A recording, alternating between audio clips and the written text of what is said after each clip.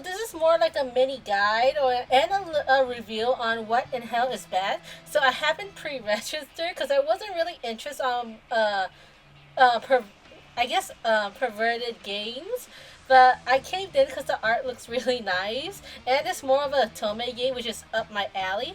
So yeah, overall, I do enjoy the game. It's a tower defense game. The only tower defense I play is Arknight, and I don't really enjoy it as much. But this one I do enjoy. So this is the actually the title page. So you could change the title. I got the Leviathan back card. I think everybody got that card for free. And I also got another Leviathan card from those quiz. When you first start the game, there's a quiz. That's gonna be your first legend cards. So the heart shape on top, next to the clock, is gonna be your こ stamina. んな I にびしょ surprised び how しょになっ fast the たのは久しぶり stamina ですね。recharge, but yeah. So basically, it's the generic gacha game where the stamina is. So next to the stamina is your gems, which is where you can purchase stuff. So I prefer saving gems for those red keys. There is gold keys, and those are your wishes, right?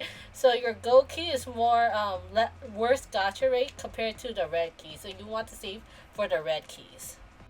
So next to the gems will be the announcements, which it takes me there, and next to it will be the mail. So I heard that you can get pre-register red keys.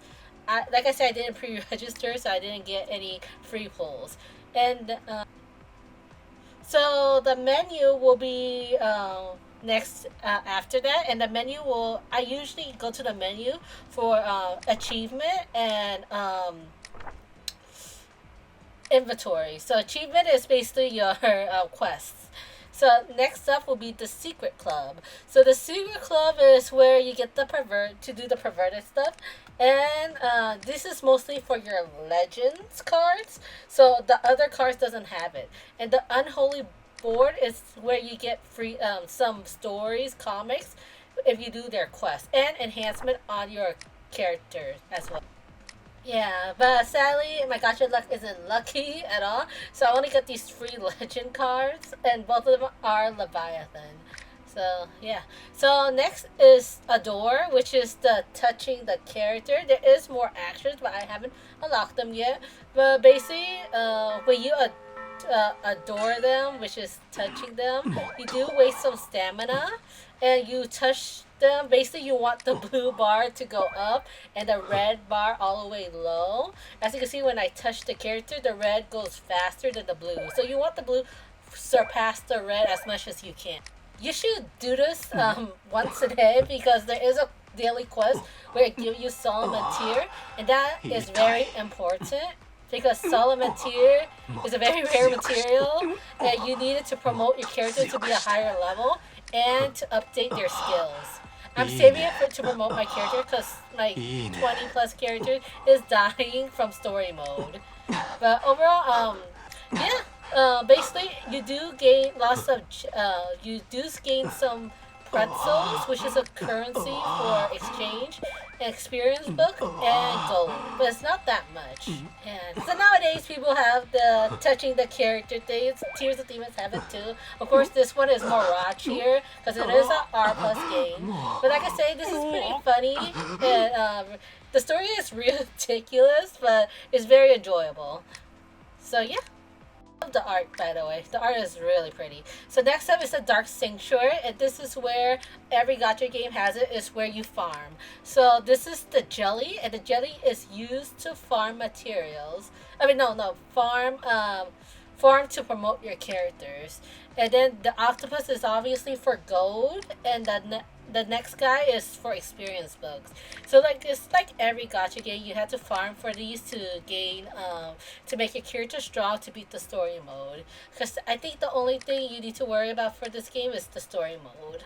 So here is the chain that I haven't unlocked yet. So next is Hello Talk, and this is just random messages from the characters. You should read them and give you free 1 gems for each one. So next up is My Devil. So my devil is where you see where you have your characters. So yeah, you can see the legend cards are gold. So this is I level him to the max, and I need to promote him, and I need Solomon's tier. It is hard to get, especially when you only do get them once a day, unless you do certain missions.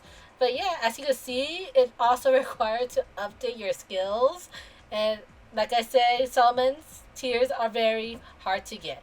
As you can see, the art style is very nice for those legend cards. It has a very semi-realism look.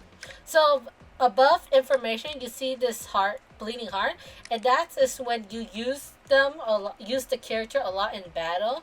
Their affection, I guess, goes up, and you gain like their voices, their information, comics, and even some of the keys, which is awesome. And I think only Legends and S card has this thing. So next to the bleeding heart is where you can see their expressions and their voice line. So the problem with this one, there's no translations on the when you click on their voice, because I can't understand Japanese. And yeah, so you can see all the other cards. You can tell the art difference between a Legend card and an S card. So yeah.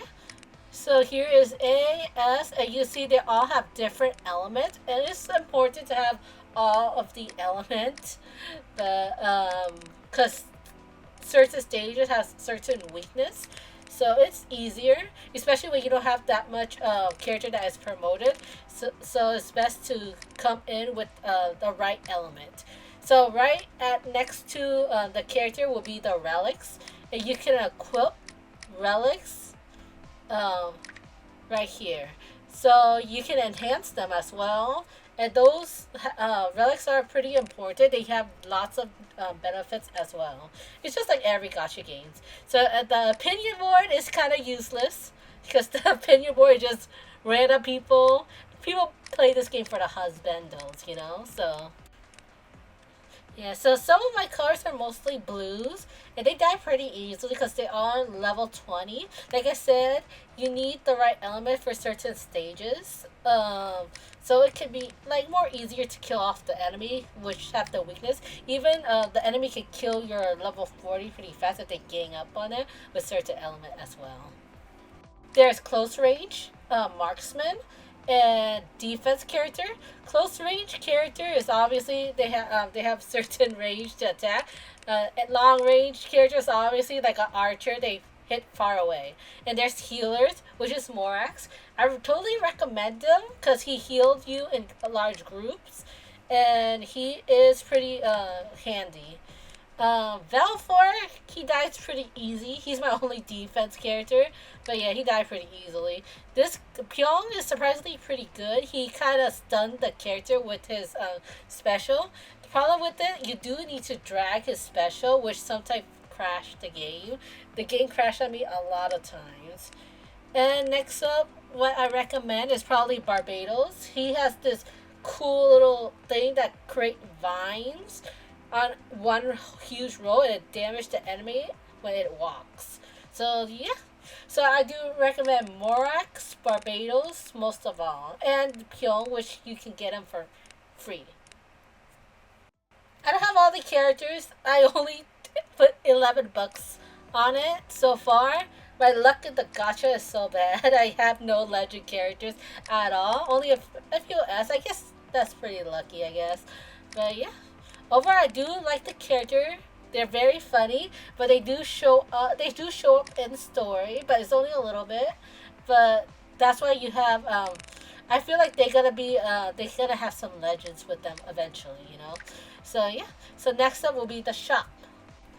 So the shop is where you spend in-game money and real money, and yeah, and they have the mission pass where you can exchange. It's basically your quests for beginners. So you should do them because they give you these boxes below, which has keys inside. But I think they're random. When you open them in inventory, they appear a random amount. So yeah, as you can see, I couldn't clear some of them because they require Solomon's tiers to use. But yeah, so the guilty gem, I rather invest on the red keys, which cost a lot, And the screaming bag, you get this currency from battling those money or EXP monster level 3. I rather use that to use it on Solomon's tier. The Presto exchange house, I have no idea where to get it besides the the club thingy where you pleasure the characters. That's where you get like one pretzels. Pancake house, I have no idea where to get that currency. I'm still searching for it. And yeah, so next up will be the Solomon level up pass. So this is where you reach certain level, you get certain prizes. I'm waiting for it to go to level 15 to get that Solomon's tier because, like I say, those are really rare. So daily quest, which is common for every gacha game, you go to menu, go to achievement, and that's just where you get your dailies, and you get one Solomon key for each daily quest. So which at least they have give you that, right? And then they give you 5 gems, 10 gems. It's pretty low, but you know what? It's a gacha game. It's very hard to get good currency here, but yeah. So next up is gonna be, I believe, inventory, and that's just where you gotta open your boxes. I open all my boxes. So here's the box. And usually the box have materials in there. Sometimes they give you a box and you just open it in the inventory. So next up will be collect. And you get rewards for getting new characters to put in this book. And you press go, and that's where they give you rewards for collecting, which is a pretty good reward. This is free, so pretty good. Bad luck with gold keys. I have so much bad luck in this game, but yeah. I saw people have lost of legends, so I'm bitter. So next is contract, and this is where you get your characters. Red key has more higher rates on getting characters compared to the gold key, where you have monsters instead or artifacts, which can be handy. But the gold key does have legends in there too. Overall, it's just the same old gotcha. I'm not sure if they have a pity or not either. But yeah, so red keys are the important ones. So yeah, I prioritize the red keys because I feel like characters is pretty important in this game, especially if you need every single element. And yeah, then look over the shop one more time because I'm not really. I might miss something because I'm very new to the game. I just played it this week, but I do it. I really enjoy it. So if I miss something, just double check, I guess. So next up is Go to Hell, and this is where the story mode is. So the story is ridiculous and funny. So the MC is a pervert, a huge pervert, and she is very weird. But like I said, it is supposed to be perverted comedy, so I can see it's pretty interesting that a female. Well, for me, I choose female. MC is like that.